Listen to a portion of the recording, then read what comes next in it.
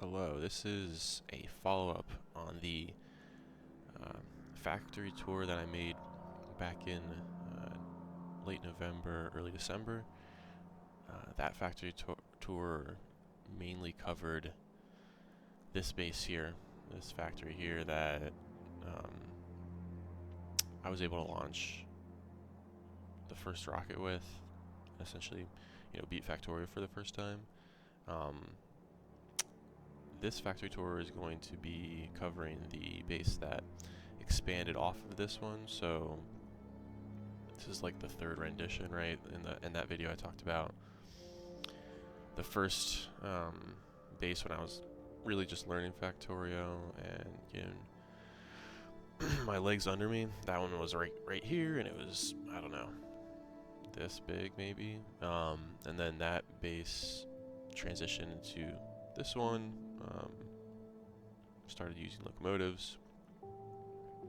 Used this long belt design here that fed all the science, all the resources, all the materials I needed. And then I launched the rocket right there, so that video covered that. After that, I wanted to automate space science. So that was the goal of the second rendition, or this would be the third rendition of my initial factory on my first playthrough. So yeah, this will cover how I did automated space science. I mean, it wasn't really about that. The game is a ton of fun to play, and a ton of fun to automate all these processes. So, like, big motivations for me were just using trains more.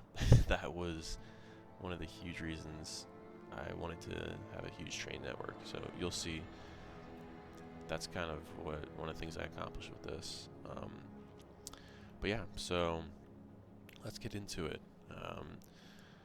I'll zoom out into the overview here, and so yeah, this is my initial base that I won the game with, and now to give a full perspective, that right there is the current base, and right now things are pretty chill. Got to a point where, like you can see right here, I'm automating science at about, well, it was at about 600. It looks like I need to actually queue up another one here. Let's do more flamethrower damage. That's one of the main defenses I have. So one of the goals was, like, when I built this first one, I had no idea about, this larger scope, and then I realized, okay, everything can be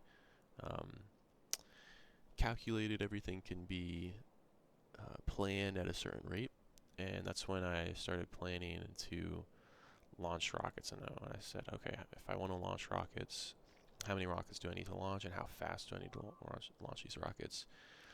And then from there, decided, okay, I need a science. The rest of the science needs to be produced at a particular rate to match that. So I went with 600. Here you can see the science production. And actually, I'll pull up this tab here for the last hour. One of the goals I had was, hey, can I run science for an hour straight at 600 science per minute? And you can see, not you. Oh, geez, these guys are moving around too much. But yeah, you can see, like, the purple science here is at 600 per minute over the last, well, there were some ups down there. With the purple actually was one of the tough ones to figure out. Where's, here. These guys, all the other sciences. Here we go. So you can see a little up and down, but in the last hour, started to level out and make about 600 science per minute on everything here. What's the purple? Is that space? Yeah, space science is a little spiky. It averages out to what we need it to be. It's a little spiky because of mistakes I'll talk about later. But you can see now 600 science per minute, and that means we're, feeding our infinite research at that rate essentially. So, in my opinion, goal achieved. We'll see if something falls apart here in the next hour that I talk about it. But yeah, so that's the overview, and yeah, so where to start? I think start with the science. Let's go and walk. Where should we start? Maybe we start with the power. Okay, so towards the end of building this, I switched to nuclear power, and this is kind of my mine slash drop-off setup that goes into the centrifuges, that goes into my fuel cell assembly, and then you can see that I'm kind of holding on to some 238, 235 uranium here, the rarer stuff, while I'm just shipping off all the 238. It goes up here to a train for uranium ammo. Over here I'm enriching, doing the Covarex process to make sure I have a ton of this 235 mainly for fuel, the fuel. Yeah, a lot of this gets shipped up here, and then yeah, we make nuclear fuel to run all our trains on, and of course the power. So this is the design that I came up with. The only thing that I kind of took from somebody else is I saw somebody else doing this roundabout loop to feed stuff. I thought that was cool, so we use that. It's fed by requester chest, and we take out the used fuel cells here. The one thing with this that I do is I buffer some of the steam, not a ton of it, but a little bit of it, so if something happens here, we have a little bit of time before the power actually goes out. These are all the steam turbines. These are all the heat exchangers. And the reactors, right now I kind of have it set, I don't think they're optimized exactly, but I do have them set up to only, you can see the circuit condition here to the inserter. This is only going to be active when the temperature drops lower. So like right now it's chilling, it's really hot, so we don't need to insert anything. And once this last one runs out, it'll slowly drift down, and then we will insert another few. It ended up taking, each one of these creates over a little over a gigawatt of power. So I ended up having to do 4 of these, and it's great. Love the blueprint system in this, man. You blueprint this part, and then you just go dunk. And if I ran out of power, which, let's see here, I'm pretty clear right now on the power. But if I was getting a little throttled by the power, I could just pull out my, if I can find it, here it is, my blueprint for another part of the power plant. I can just paste it right here. Now that's over water, but whatever. Yeah, it's that easy. There's another gigawatt right there. So yeah, that's the power setup. We have a little bit of solar here. I have this solar array with accumulators. I probably could do this a little better to make more accumulators to be a little more foolproof. But I haven't really ran into issues with this, so I just kind of left it as is as I was building the whole thing. So it might add more solar in the future, because now that everything else is set, I can just have that as a security blanket. So right, this is what's powering everything. It's pretty simple. This little uranium ore mine here, and then my backup is this large, huge one here, and set up a train so that when this does run low, it'll feed the setup here. Okay, so that's the power. I'd say the other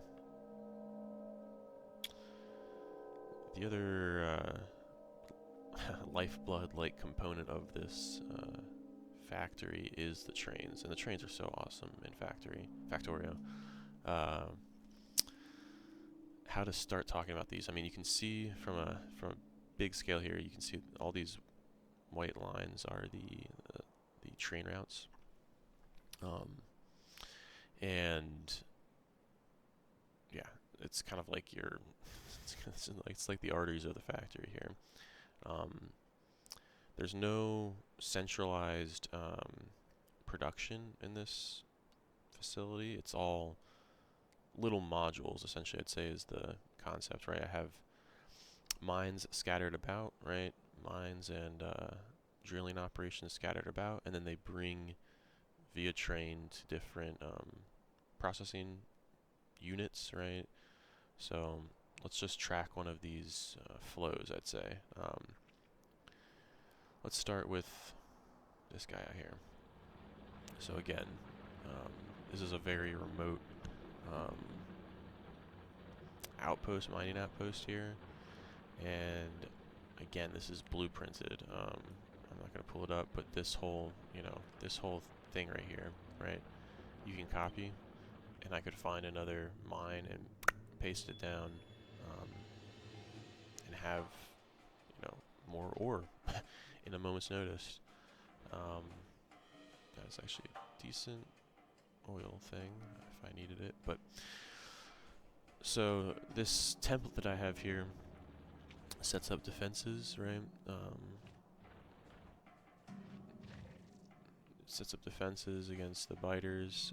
The defenses are really primarily these flamethrower turrets that are fed by light oil, and then gun turrets are kind of the backup safety in case something breaks through and gets through the range minimum of the flamethrower. You have the gun turret as a backup here. They're fed by uranium ammo. Here's a train coming in, and yeah, this is the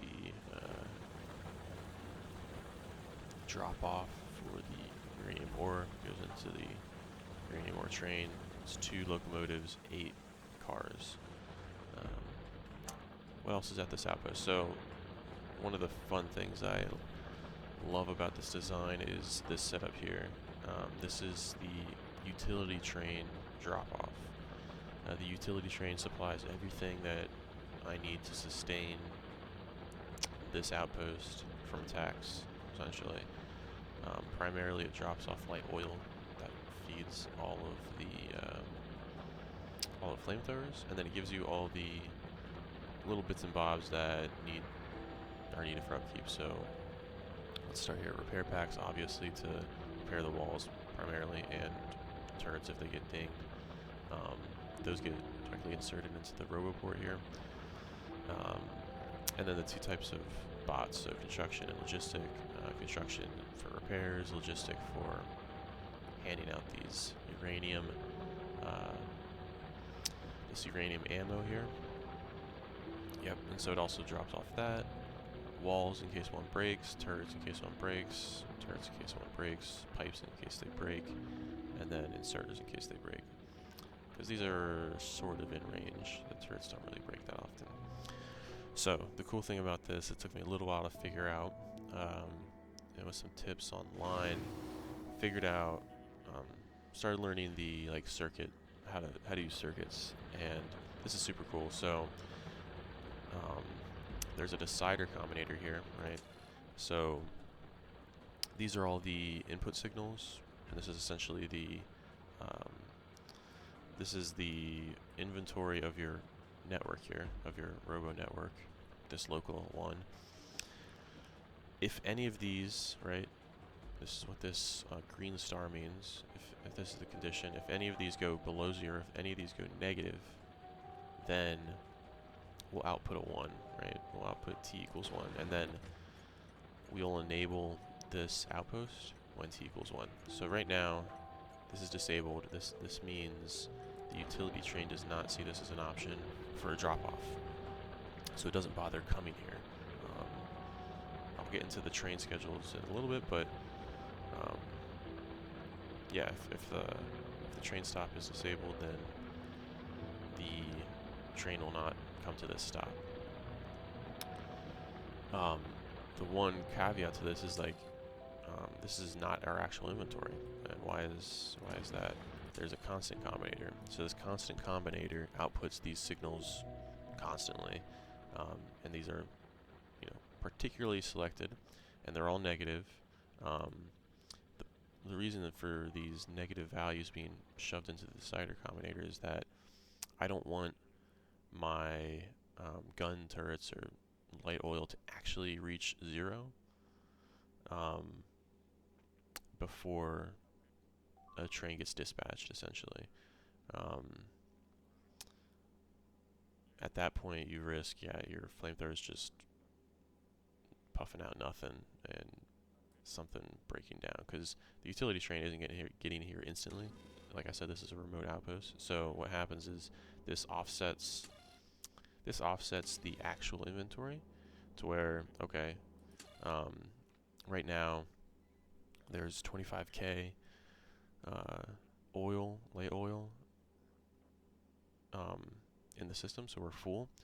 But we're saying, okay, minus 15k with the constant combinator, that gets you 10k going into the decider combinator. So when this drops down 10k, it'll go negative, right? The actual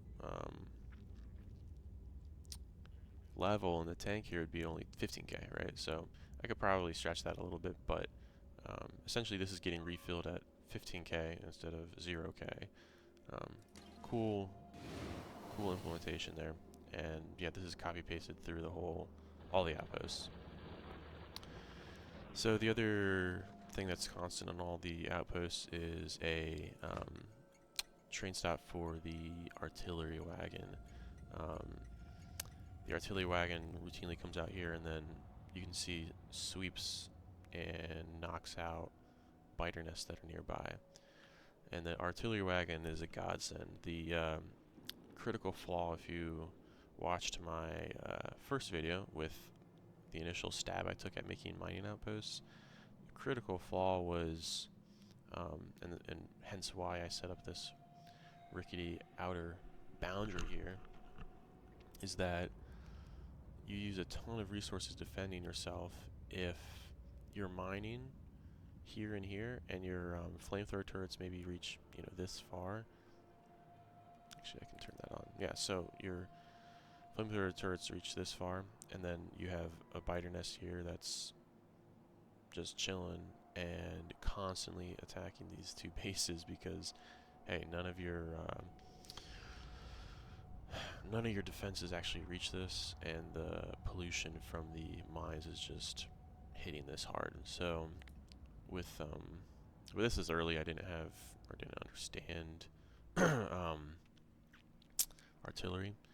Now I do, and realize that artillery is super powerful and can just clear massive areas, as long as you have solid defenses that can withstand the the onslaught those wagons trigger. The only detail to this is that there's a circuit that I set up that means that it disables this train. So when this train shows up, it'll reset. What's the arithmetic commas? So this is one of the inputs into this is T, and that's coming from the train station. So when the train comes, T will actually equal 1, or T will actually equal some, positive value, and then this condition will fail, resetting the output signal. So then when that resets, it's a counter essentially. It's a timer. This goes back down to 0 and obviously drops below 100k. This 100k is equivalent to some time value. It's like this divided by 60, I think, or yeah, there's 60 ticks in a second or something like that. So you can calculate the exact time, but it's not super important.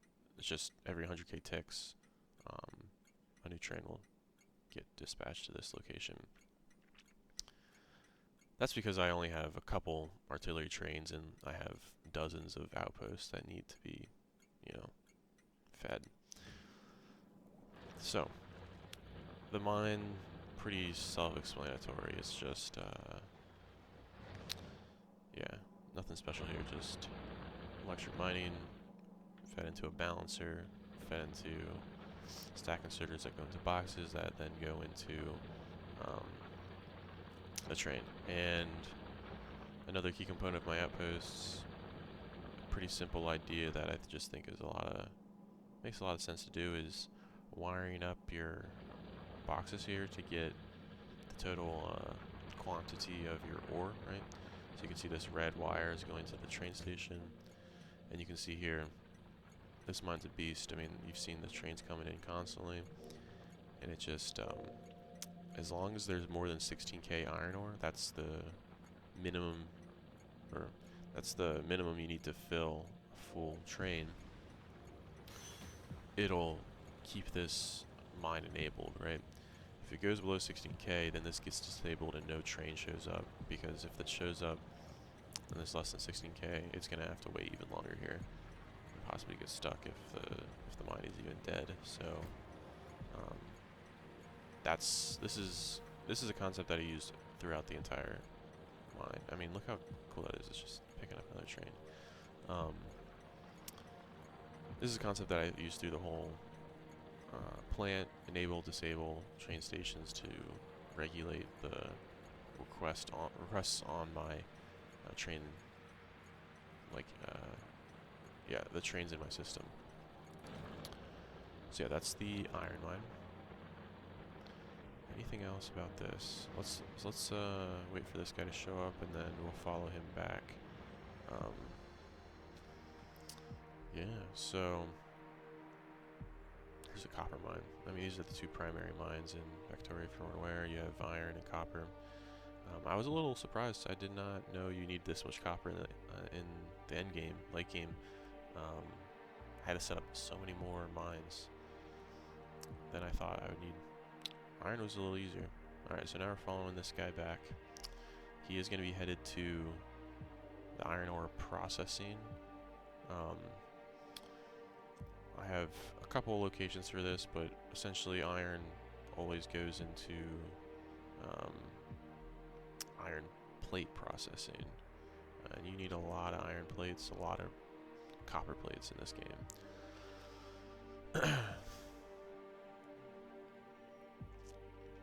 So he's going to be going to what location here? Up this way. So maybe this guy here. Oh shoot, did I lose him? No! Wait. Is this him? Okay, I didn't lose him. There he is. Where are you going? Okay, he's doing a loop-de-loop here. Ah, he's going to this location. So, right. He's gonna come around here and probably go in here somewhere. Oh, probably one of these. This is what the blue means, that there is a train coming. Yep. Alright, so this is, like I said, the iron ore processing drop-off, similar to the pickup. Balancer to... probably really don't need a balancer here, but nonetheless, balance the ore so it's evenly distributed, and then it goes into these electric furnaces and it outputs plates. Utilized a few beacons here to speed things up, and I don't know. One thing you'll see here is that I'm struggling. I think I got better with it, but understanding the rates of, you know, whatever the assembler or the furnace or whatever the unit is that is processing the material, understanding the rate of the particular recipe, and then understanding the input rate and output rate of the belt. One thing you can see here is that we're actually not utilizing the furnaces at the end continuously because the belt is full. So really, in my mind, I think the belt should be shorter, or this should just be reconfigured entirely. It's not a huge deal. Maybe if it was too shorter, it would be a little more effective. I don't know. But this worked well. Output iron plates onto a balancer into boxes for the plate train, iron plate train, and these guys go everywhere. So iron plates are just like copper plates, super important to. Let me just do this real quick. Super important to the factory. Alright, so let's follow this guy, see where he's going. And maybe we'll talk a little bit about the train schedules. So he's dropping off here at the steel. This is a very similar setup to the what we just saw for the plates. But nothing much to say here. Let's talk about the train schedules. Alright, so pretty much every train is set up this way. There's a pickup and a drop-off, right? And typically the pickup, right? The pickup is only active when the inventory is at that location, right? So like I showed with the iron mine, that circuit condition or the train train stop condition said, hey, this is not going to be even available if there isn't enough to fill the train, right? So this is kind of a given. It should show up and there should be enough to have a full inventory. Yeah, once you have a full inventory, it sets off to the drop-off location. That's where we're just at. And then the cool thing though, and this is something that I had to pivot on pretty quick in the, when I was setting this all up, is that this drop-off is it's irrespective of what the location is doing. So this drop-off could be anything from processing steel to processing green circuits to ammo. It's just whatever. It's whatever drop-off is active. When I had started out, I said, you know, pick up your iron plate, then go drop off at steel, go drop off at green circuits, and that just doesn't work. If the steel is full or disabled, it will just hang out and not ever go to the green circuit. So, had to use consistent naming of the train stops to consistently get them to go everywhere. And really, the only trick with that is as long as you have enough trains and enough supply, everything will get fed. It's a little vague and a little hard to understand the rates required, but who cares? It's worth it to see these guys just fly around. Let's just check this out one more time, see where he's going. So he has a 16K inventory now, and oh yeah, the drop-off is based on inactivity. So I have a pretty quick inactivity trigger. Oh, he's going right back to steel. But yeah, you see it's waiting on inactivity. Sometimes there's some balance issues in these boxes, and like the front half will get fully unloaded and the back half won't. So this helps me not have hang-ups in the system. Okay, we'll just keep watching this and I'll talk about the interrupts. So interrupts are, man, they're a lifesaver. I can't imagine, well, I guess I can, but life without these would be difficult, I think, for a train system like this. And I guess these are new, I guess this is a new feature in 2.0, so cool that I started playing when they added this. So first, low engine. So this is the low low fuel, and then I have -1 engine here because, like you saw with the ore trains, there's a 2-engine setup for that. So that has a slightly different interrupt for those kind of trains. But this interrupt says, hey, when your nuclear fuel equals 0. So actually, there's a fuel tab here. You can see. Let's just look at that real quick. Right. So this guy actually is about to trigger an interrupt. So when this right now, nuclear fuel be equal to 1. This is the fuel meter. Equals when it equals 0, that's the condition, right? It'll add a stop in the schedule. So it'll say, hey, target this fuel depot -1 engine, and then once you're there, wait until everything's full. All the locomotives are fully fueled, so if there's one, it'll fill one. If there's two, it'll fill two. So yeah, that's the low fuel interrupt.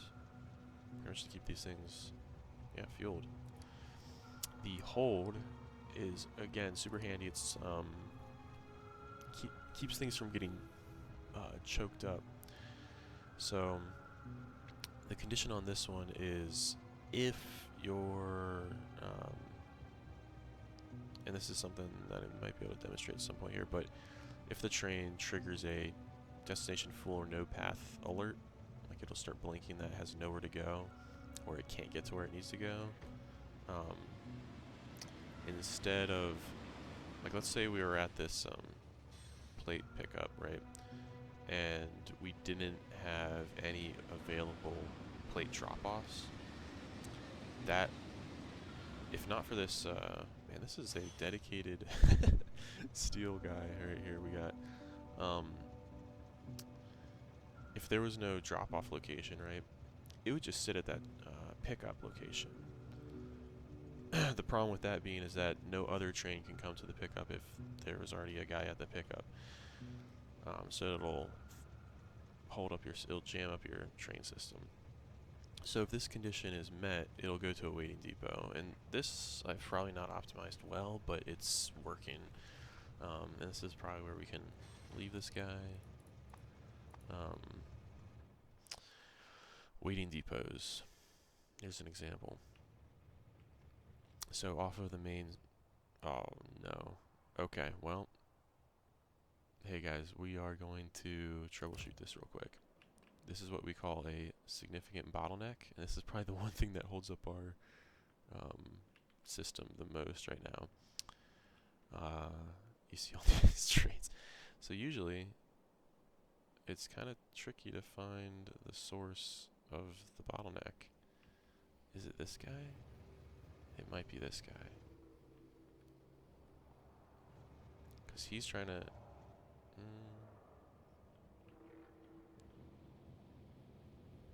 Yeah, let's... Usually it just takes a little bit of manual intervention.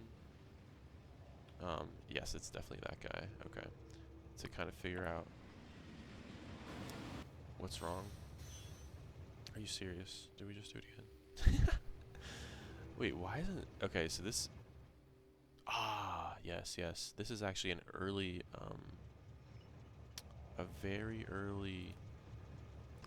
One of my earliest,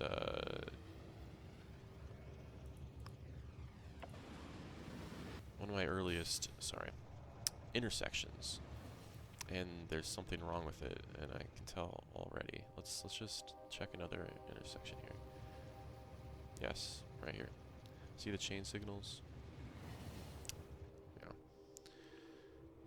It just did it again. Jesus. Okay, let me get my my guy here. I'm gonna run him over here real quick, because the only way to save this now, because it's gonna keep happening, is to replace these rail signals with chain signals. So,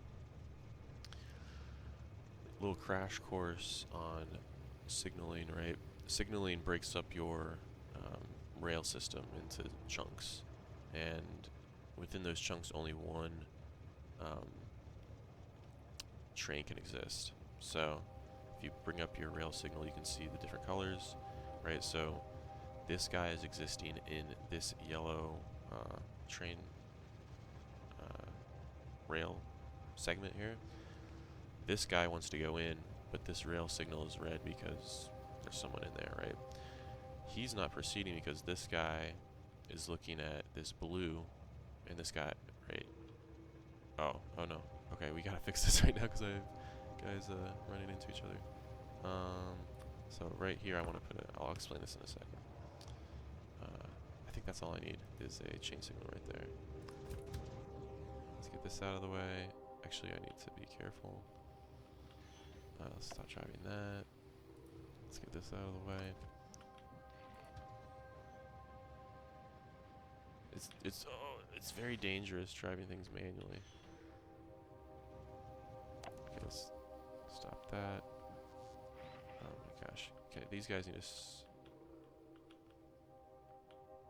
This is a mess. Holy cow. Why are we so jammed up? Is there something else that sometimes when one thing breaks, a couple things break? Yeah, because these guys all want to go this way.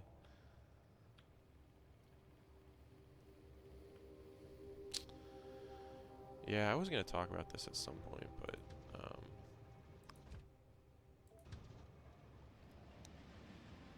I like this train system,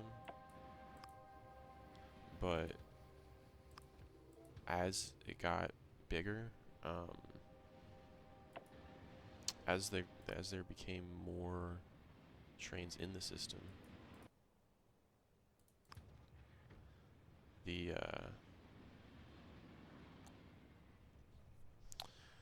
two rail intersection design that I have became less effective.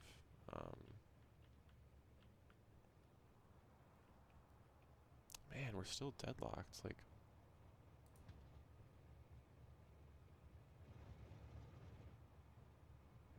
oh, is this guy in manual slide?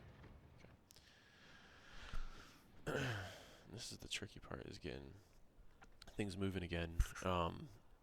So in the future, I might. Yeah. Jeez.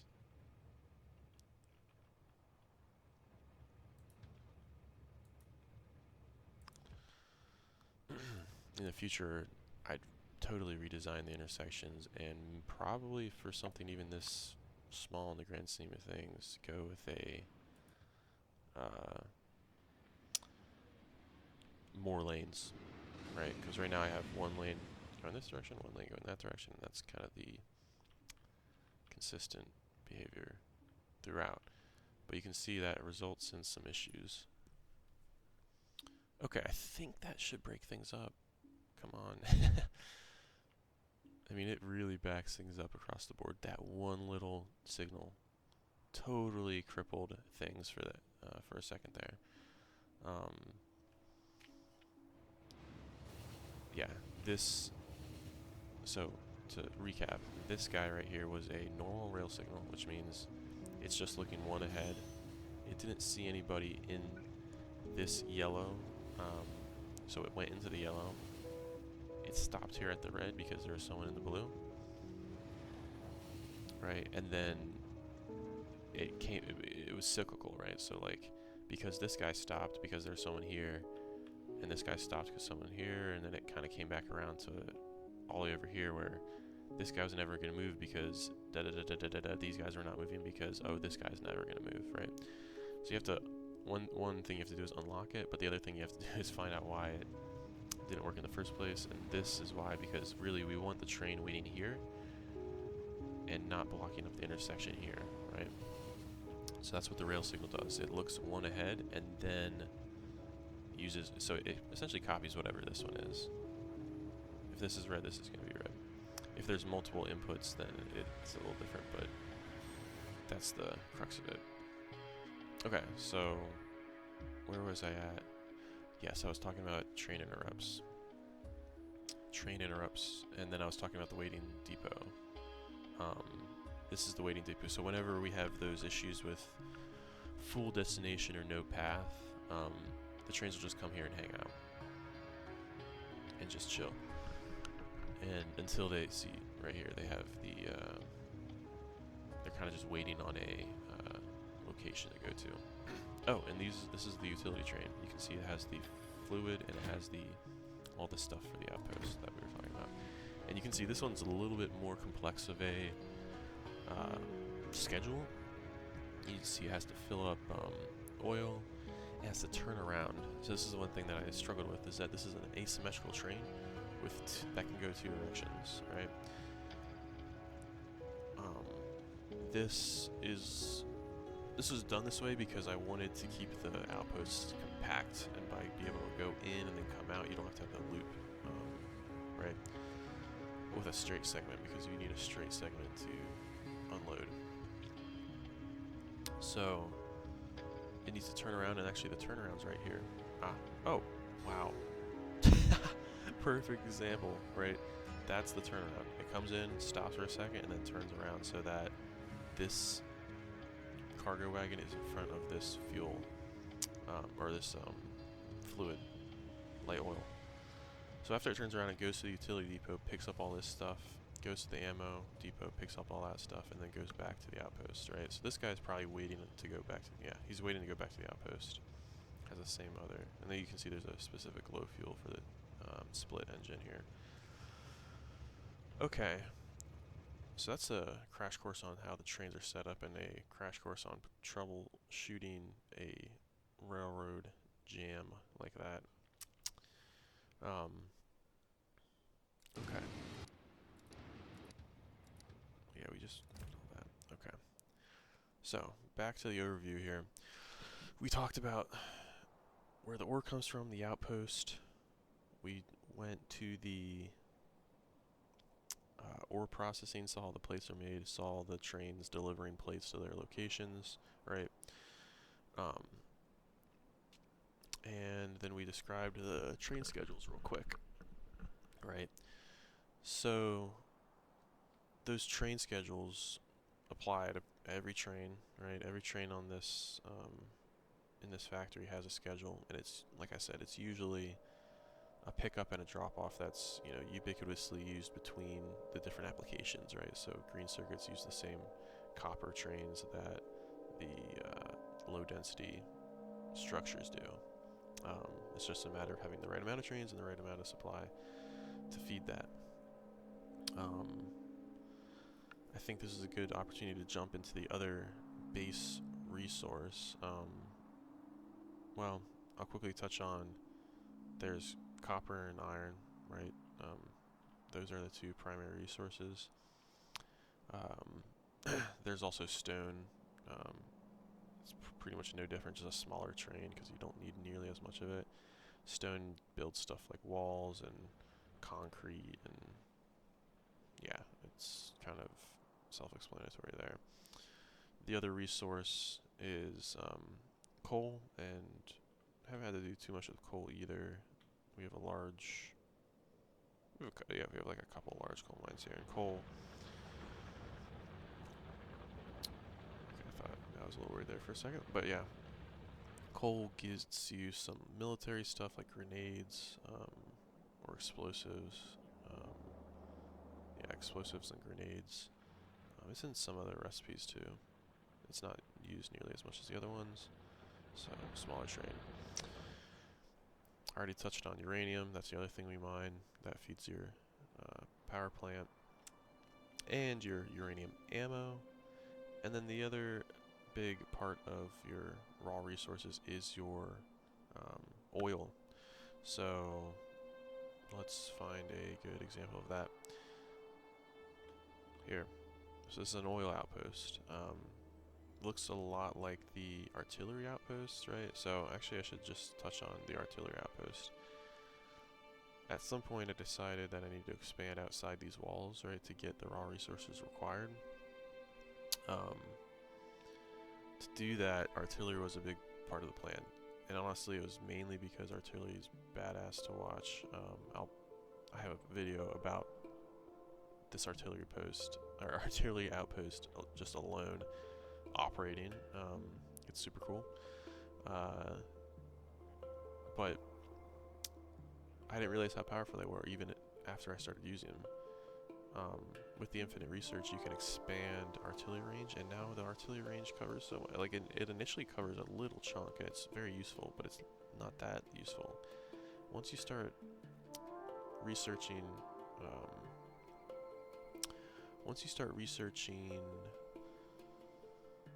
say, the artillery range, it expands tremendously. Let's see if I have, oh, wrong button. Yeah, so, right here, artillery train, artillery wagon. Has no targets, so it's not firing, but you can see how much area it covers. It's going, it's huge. I mean, it's like double what it was, right? So, I wonder why I always get attacked right here. Something must come along. Oh, there we go. There we go. I just love the sound effect. And the animation, the little shells popping. And you can see it snipes spiders across the map. Just amazing. It's like, don't come into my territory, buddy. You're done. So it just keeps everything at bay. And you can kind of see the usefulness of it because this is not really producing a huge pollution cloud right now. But you can see it's keeping biters from even coming into the pollution cloud. And maybe I want to make an outpost over here because you can see this is probably why this is getting attacked right here. Because this pollution is occurring, the biters are wandering along the coast here and then coming into the factory here. I guess I'm lucky they're not hitting here. I kind of made a risky maneuver because I was getting lazy and just built a mining outpost outside the walls because I needed more copper. But back to oil. So this is just an extended artillery outpost. The artillery outpost I described, I mean, it has the same, it's just like the mining outpost, just like the oil outposts. You have your artillery train that's on a timer, train stop that's on a timer, you have your utility train stop that's on this decider combinator. And it has this nice hexagon design. Keeps things pretty chill. Flamethrowers and uranium turrets. So this is just an extended version of that with oil process or oil drilling, right? So I have all these pump jacks.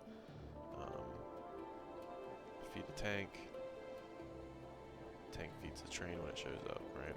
And this is, you can see here. Got some activity. Yeah. Love flamethrowers. So yeah, when we get to, so the train's already being dispatched. When we get to near 50k, we enable the certain the train stop, and then we get an oil guy coming out here. Let's see. Here he comes. We'll follow this guy back. These guys are my mini dudes. In the future, I might go with 2 fluid wagons. Again, very simple. This is the pickup at the oil fields, and this is the drop off at the oil tanks, and same interrupts as usual.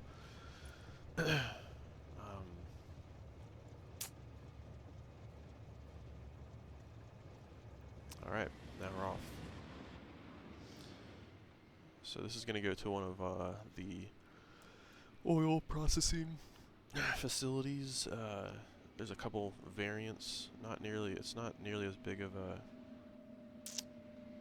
array of options as the more solid raw resources. Really, oil goes into only a few things. This one looks like it's going to go to a plastic facility here. This is where, coal's used for plastic too. So we drop off oil in these tanks, and then we have oil processing, and so I will cover oil processing real quick.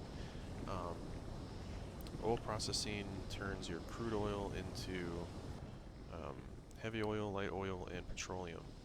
And this is actually a well balanced processing design, but I don't think it's a well optimized, like, you can see some stuff has speed modules, some stuff doesn't. These guys have a couple beacons to speed things up. These guys don't. So it's a little wonky, but it doesn't have any choke. It doesn't get choked out. Well, this one's getting a little choked out, but that's actually because the petroleum tanks are full. It's just like the point of this. So the light, you can see the light oil and the heavy oil are actually, that's the important part. That for this plant, it's good that these are staying low because these are essentially intermediary products, right? So the first thing that happens is crude oil and water gets turned into these three things. The petroleum goes right to the petroleum tanks. The heavy oil goes heavy oil, light oil goes light oil, and then with these two lineups are for processing the other things. So this is for heavy oil to get turned into light oil, right? And then this is for light oil to get turned into petroleum. So the result is entirely petroleum. And then the only thing we do is make plastic. So this petroleum and coal gets turned into plastic. Plastic feeds a bunch of stuff that we need. So this is actually a pretty well designed, like, maybe we could add a few more chemical plants here to actually get the full benefit of what we're doing here. It's close though. I mean, it seems like this is, yeah, it's close. I might optimize that later, but for now it's good enough. We're actually filling up this line, so maybe the line is, we'd have to add another line or something here. So this is the more simple oil processing application. Let's go to the behemoth that is everything else. This is lubricant, sulfuric acid, rocket fuel, and sulfur, all in one. I'll never do this again. Well, I'll have to do it. I don't know. I'd have to think about how I want to do this, but yeah. So this particular outpost does multiple things, and it got out of hand. It's too unwieldy to I mean, I understand it, but it's a little bonkers. So similar setup here you'll recognize, like it's actually, I think, a similar, like, this is the same thing that's at the plastic manufacturing location, and this is very close to that. So it's kind of like two of those tacked together. They feed these tanks here. The light oil, then some of it gets siphoned off for the local flamethrower defenses, like up here. The rest gets put into other things. So, one big difference here is that there's a little bit of lubrication. You don't need a lot of this, but this takes heavy oil, turns it into lubrication. You can make motors and belts with this. The rest gets put into light oil. So we take heavy oil, turn it into light oil, and then we turn it into petroleum. The light oil doesn't really have any other purpose than the flamethrowers. So what do we do with the petroleum at this facility? The petroleum gets turned into sulfur. You can see that here. We probably did a little bit of overkill. I was bottlenecked here for so long, and then I kind of overkilled it. So now I probably have too much, but whatever.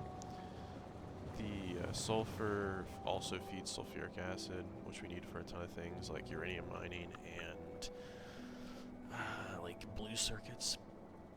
Some other stuff is in there too, I forget. But you need quite a bit of sulfuric acid, so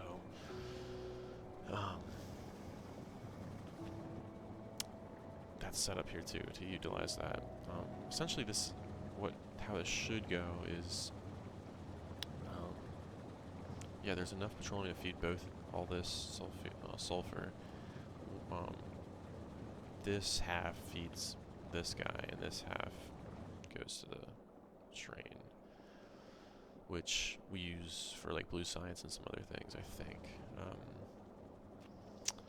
So the other I decided to tack on here, other thing that I decided to tack on was, if you zoom down this way, is the rocket fuel production. I had underestimated extremely how much rocket fuel you needed, and I think that underestimation turned into an overkilled amount of rocket fuel.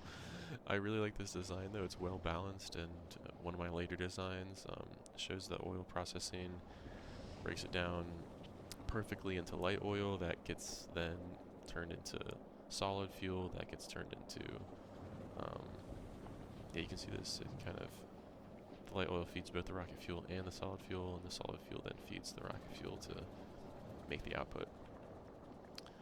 The rocket fuel requirement didn't really come until late, when I realized that the rocket needs rocket fuel to launch, and launching a rocket every minute requires a lot of rocket fuel. So um, I made like 4 of these when I probably only need 2 or 3.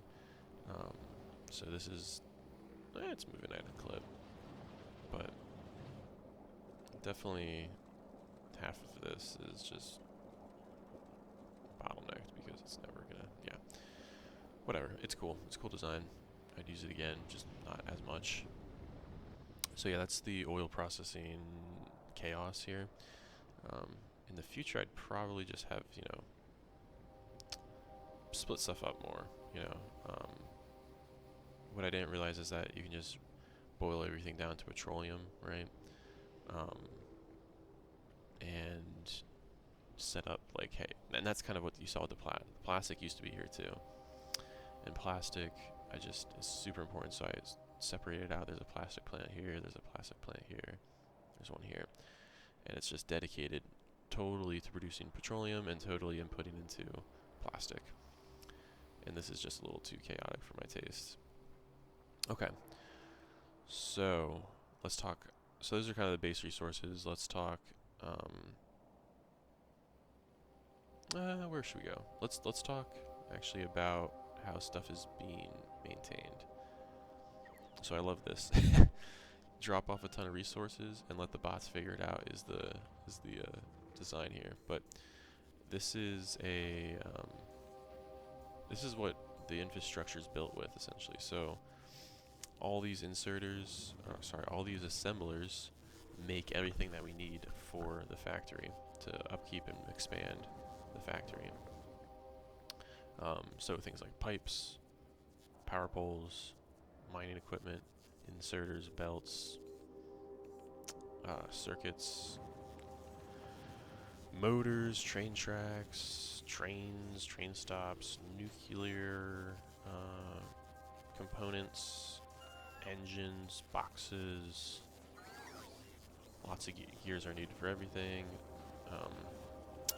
Cement for the ground, concrete for the ground, and then modules and some equipment. This is all done via bot. So let's just look at one of these guys here. So this guy, very simple. It requires 1 iron plate. So at this location, we request iron plates. And so as it uses these, the bots will maintain this inventory level, and then it'll output gears, and the gears will get used in an inserter, right? So it'll take gear from here and put it in here, and we'll make inserters. And these yellow inserters will make red and blue inserters, which will make green inserters. So it's all made here. It's not not in the old design of belted stuff, which honestly this is annoying. I like belts, I love belts, but yeah, if you don't understand how belts work, it can be a little frustrating trying to retrofit your designs to actually work in terms of rate. So if you have the bots, this is incredible.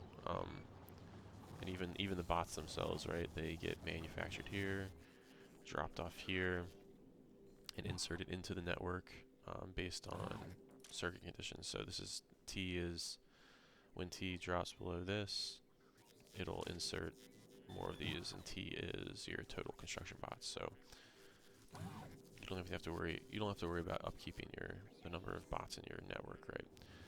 Super cool. It just requires a lot of drop-offs. Dropping off all this material here, a little bit of everything, and then letting the bots do the rest. So yeah, that's how we build the infrastructure of the plant. So yes, let's go to science now.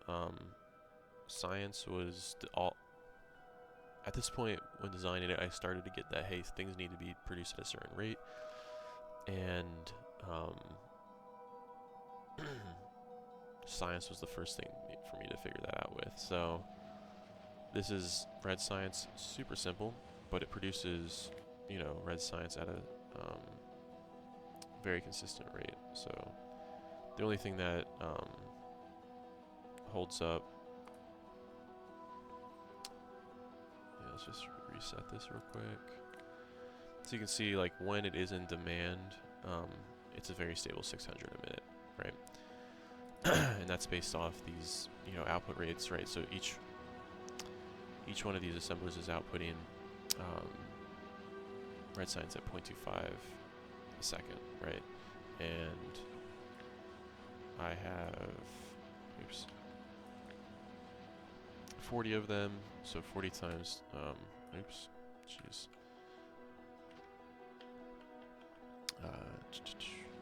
so each one of these 0.25 times 40 then convert to minutes, and you get 600 a minute, right? And so didn't have to really worry about with this one too much, but you know, your inputs need to feed the appropriate amount of material, and the belts need to take away the right amount of material. So you can see the belts are not choke holding anything, the input's not choke holding anything, so we get the full 600, right? So that's red, very simple. Green, just kind of have to remember where I put stuff. So red's here. Where did I put green? You got green over here. Okay, so green, again, a pretty similar looking design. A couple modules that each output consistent rate that equals 600. Really, you only need iron plates and green circuits, and then you can make, you know, gears. I love this little design. I mean, this is the fun part of Factorio, where you can get into the nitty-gritty and it's not too high concept. But yeah, I figured, oh, you can, you know, have one here, and you can output these into this, these into this. These feed a middle belt that have, you know, both.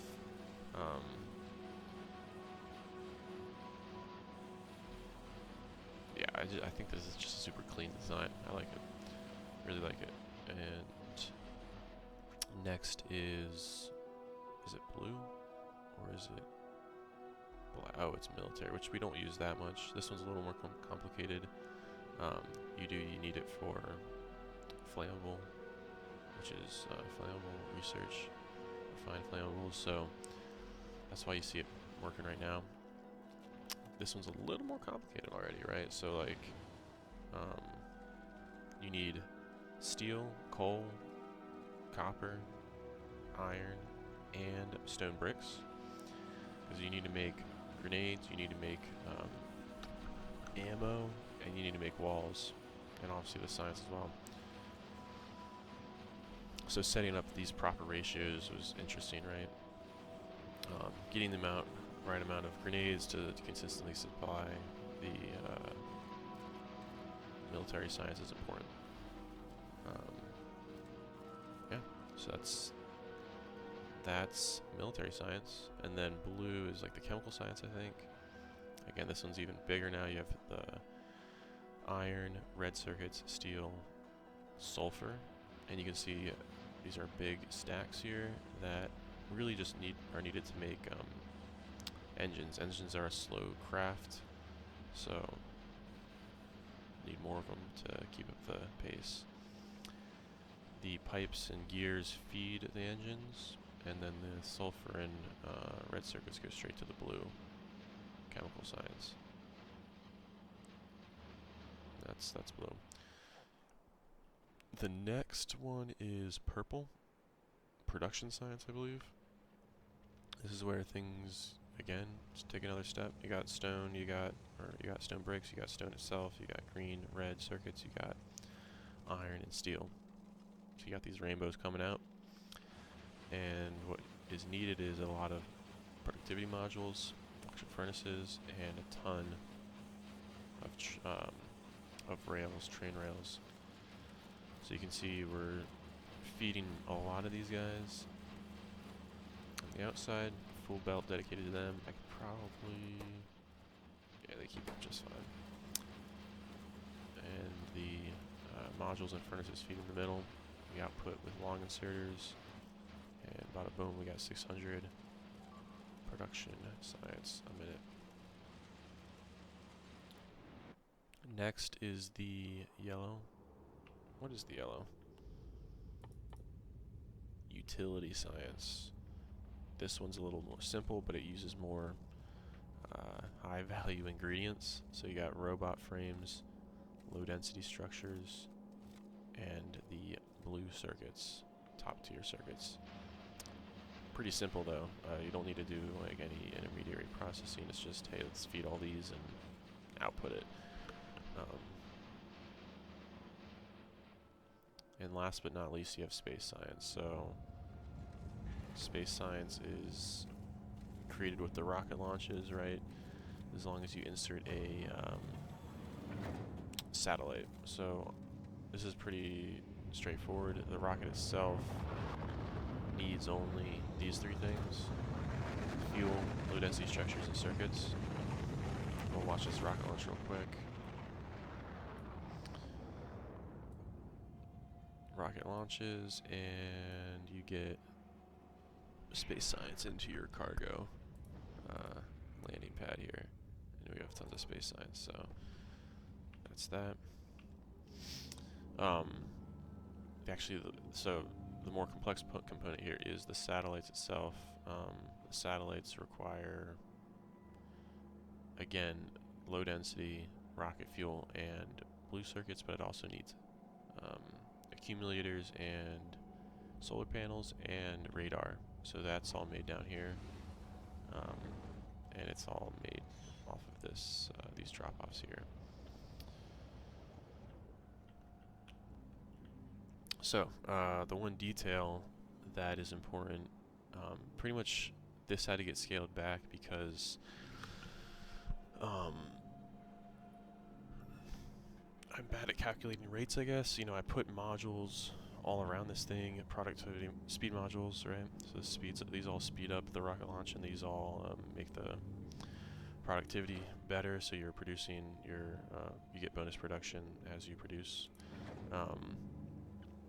It was launching too fast. I mean, that's why you see this is very full here. So right now I'm trying to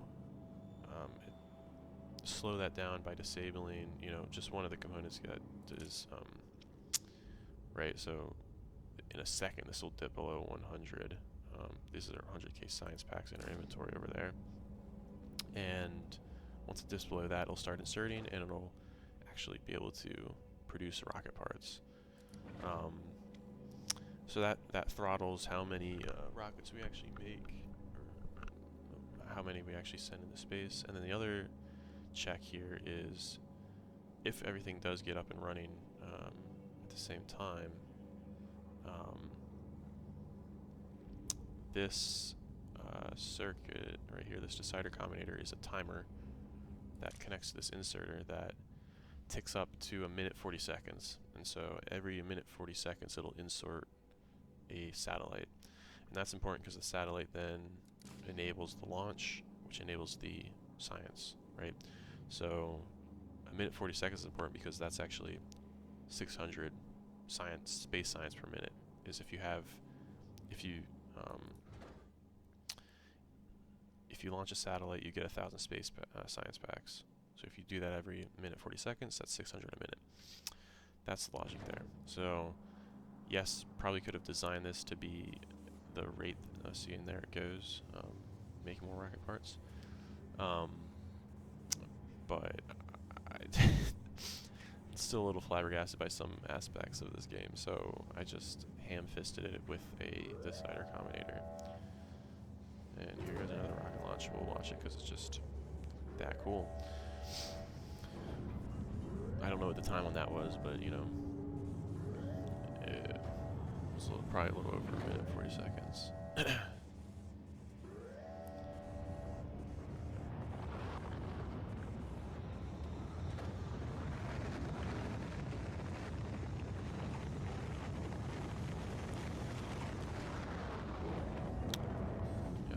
what it's all about right there.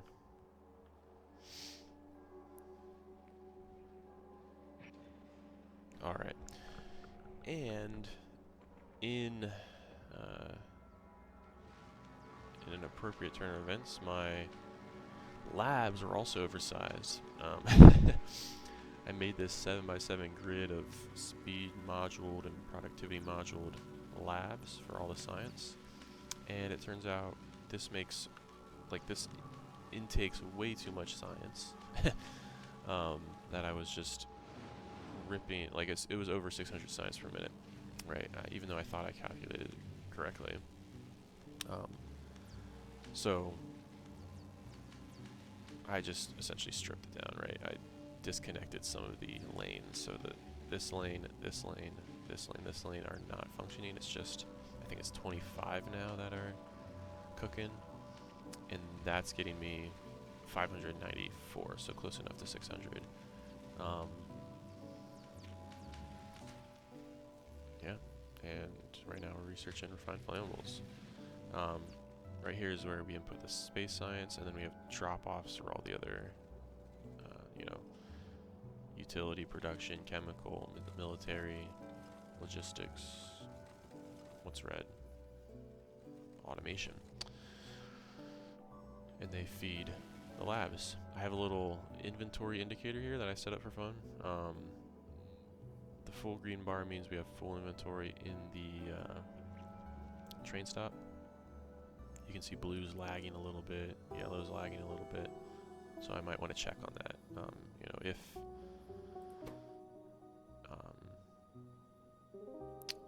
for instance military science goes below 10k, right now it's at 50k,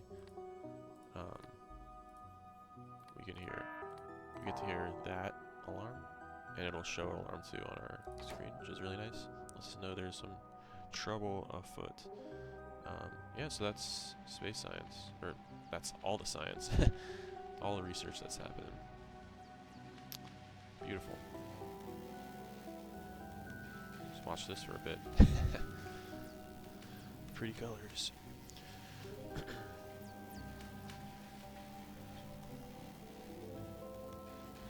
Yeah, so that's kind of it. I mean, there's a lot of other stuff we could talk about. To touch on, you know, there's one of the backbones of any, you know, infinite research facility is your circuitry. Oh wow, I zoomed in and this one's not running. Embarrassing. There's no iron. Yeah, I'll take a note on that. Here's red is even bigger. There's 4 red modules. Red circuit production modules here, which is good to see that we're making enough red, it looks like, despite the green being throttled a little bit. And then blue. Blue's the last step. That's very important for the rocket launches and utility science and satellites. It takes a lot of green circuits, which is why I'm a little worried about seeing where else is there a green circuit here? Here. Yeah.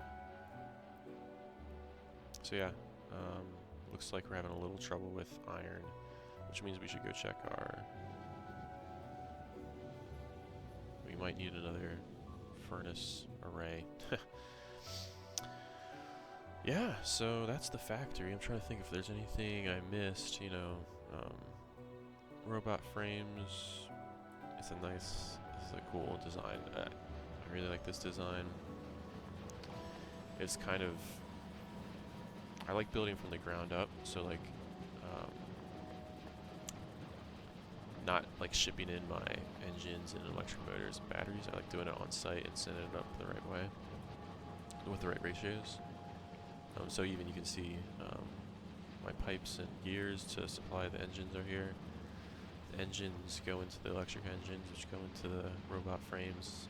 The batteries go into the robot frames, and they have, you know, their sulfuric acid. This has their lubricant. This is one of my finer designs, I feel like. Everything's just chugging along. Nice and compact. What can I say? Beautiful. The other end game item is the low density structure. Is not as interesting. It's just plastic, steel, copper, and you need a ton of them. That's the low density structures. What else is there?